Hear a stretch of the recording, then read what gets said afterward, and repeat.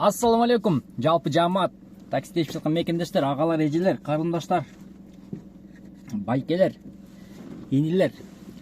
Барыңыздар кутмандуу кушак күнүңүздөр менен. Выкуптун темасы туугандар. Кредит боюнча точнее.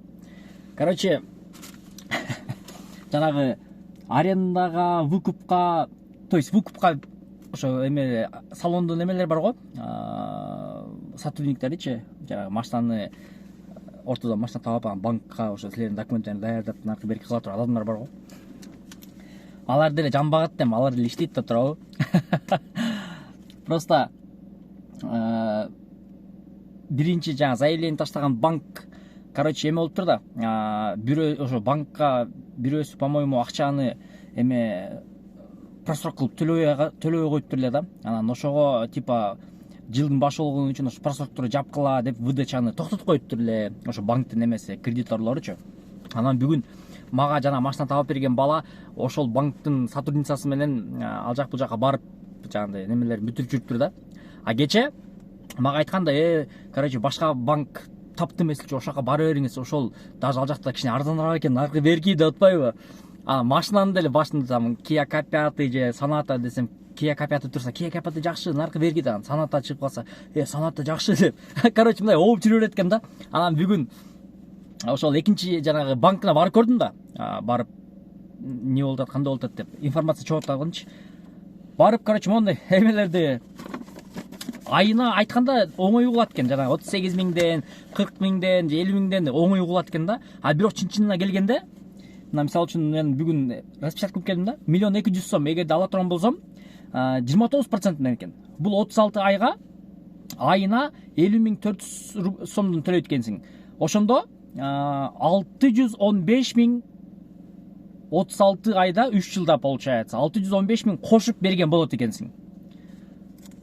4 жылдачы десем, 4 жылда дейт 42.600 сомдон дейт, неме төлөм. 847 миң кошуп калат экенсиң үстүнө дейт. Анан мен өз 5 жылга дегем да.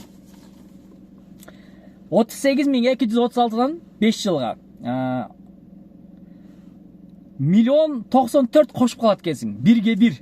1.200 алсаң 1.094 кошуп калат экенсиң да, 1.100 образно. Бул деген нерсе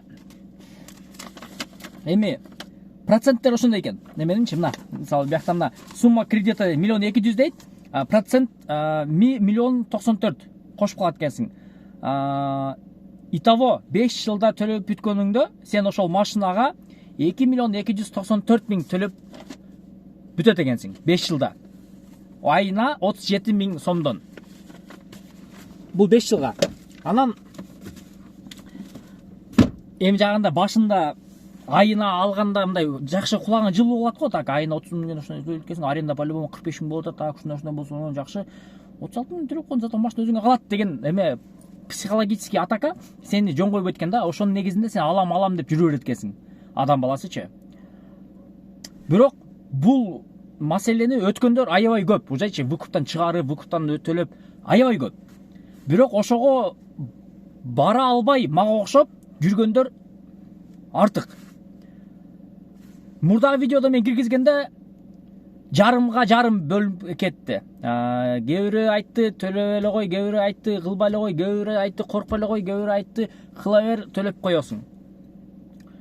Мен эми по-любому чечим менден болот го дейчи. Ал эми кандай болбосун. Бирок ошол чечимди деле мен эми антип типа серия кылып чыгарып, ушундай болот, ушундай болот деп өзүнчө бир мындай эме кылгым келген жок бияктачы. Ушундай көнүп калган экенсиң, ушундай ойлорду, ушундай эмелерди чыгарганы, тартканы туура көрүп жатам да. Ошол үчүн ушуну тарткан кезим. Просто мо кагаздарды мен буга чейин жагандай сөзмө айткандачы 30 миңден айына наркы берки деген, жакшы деп өзүнчө мындай толук эсептейсиң. Бирок наглядный пример жазып туруп бетиңе коюп берип койсо түшүп эле калат экен да, нормально элечи. Ошого өзү негизи арендага минсең, мисалы үчүн да, арендага минесиң, болду, ошо менен эле бүттү да, иштеке жок. Бияктан минсең машина өзүңө калат.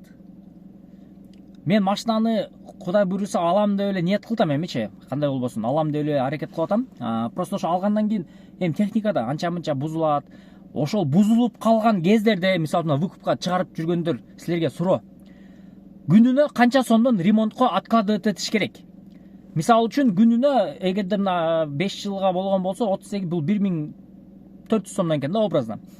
1400 сомдон неме кредитке чыгарганча плюс канча сомдон еще эмеге ремонтко сакташ керек. Эми кудай сактасын, ремонт эми мисалы үчүн адам болуп калат, болбойт дегендей. Бирок подушкасы болгон жакшы го. Ошого силерге суроо да. Кандай совет бересиңер? Мисалы үчүн канча күнүнө канча сомдон откладывать этиш керек? Ушунча сомдон болсо, айына ушундай болгон болсо, отдельно бир счет ачып, ошока акчаны сала берип. Ошо кандай кылган жакшы? Анан кийин айма ай төлөгөн жакшыбы же там мисалы үчүн айына 35 миңден болгон болсо, айына 45 миңден 50 миңден төлөп кутулган жакшыбы? Ал жери кандай болот? Ошол жерин дагы силерден бир сурап кетейин дедим. Жана төлөп жүргөндөрчү, уже опытныйлар бар да, по-любому 2-3 жолу алып машиналар төлөп чыгаргандарчы. Ошолорго суроо бергим келип атат. Ошо кандай дейсиңер? Ошол мага кичине мына кеңеш берип, совет берип койгула. Парк боюнча мисалы үчүн кандай паркта иштешин аркы беркин, мен силерге совет берип атпайм эми, типа. Ошо советтен берип коюн. Автосити паркы 1,5%, туугандар, бонус 500 сом, 200 сом сразу салып берет, 300 сомду 20 заказ кылгандан кийин. 20 заказды силер кылып атканда ошол парктын мамилесин, парктын кылган поддержкасын, парктан кандай обратная связь болуп атканын байкап туруп, уже ошонун негизинде дальше иштеп кете бересиңер. Плюс бул автоситиде ихсан каралган, кайрымдуулук каралган, туугандар. Силердин берген процентиңерден процент чыгарып кайрымдуулук кылып турат. Мурдагы айда мисалы үчүн мечитке жардам көрсөтүшкөн, бул айда деле бир кандай жардам көрсөтөт, ошонун бардыгын группага жөнөтүп турат, отчет кылып турат. Плюс приздер болот, розыгрыштар болот, ар кандай проводтор, там подставкалар, держательдер, камералар, полный. Ким эң көп заказ кылган жана ким эң көп линияда болгон.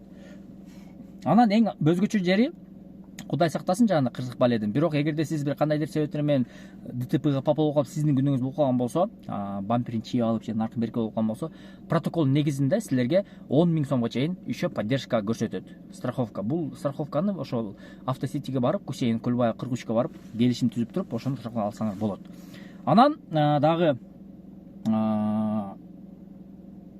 могу автокредит боюнча мен ушул бүгүн банкка бардым, бир банкка. Бирок ал банкты, отказ кылды, беркиге чалдым, эле болбойт, наркы берки десем, неме дейт? Ал болбойт, ооба, могу эле жакшы, могу эртеңден баштап кайра берет наркы берки. Бияка болуп кетип атпайбы, эми анын тамагы да акча табыш керек. Ал по-моему, анын оюнда менин мындай неме жок да, кызыкчылыгы жок да, проблемасы кандай болот экен, анын кызыкчылыгы лишь бы ал машина өткөрүш керек, ал туура, ал жумушу анын. Мен ага өзүм барып атпаймбы, ал мени чакырган жок да. Ну ладно, по-любому, бирок ошентсе деле эми анча мынча кичине мындай толкун болбой туруш керек да, негизичи. Мен лично өзүм ошондой эсептейм да, конкретно мындай бир наставление берген болсом бир адамга, мен бир адамга сосредоточиться кармап туруп ошого аракет кылам да. Анан буну мен окуп койгонмун бул баланычы, эмне кылат, кандай кылат, баштан күлкүм келип атпайбы ошо эмеден баштап саната же копять десем, мындай дейт, мындай тандасам, о жакшы дейт, кайра мону тандасам, о бул деле жакшы деп туруп на месте өзгөрөт экен да. Ошондой туугандар, жанагы эме суроо боюнча жазып кеткиле, канча сомдон откладывать этсе жакшы болот, кандай кылганда жакшы, өзүңдү удобный мындай свободно сезесиң, неме кыйналбайчы. Ошо советтерди бөлүшүп кеткилечи, туугандар, сураныч. Ийгилик барыңыздар.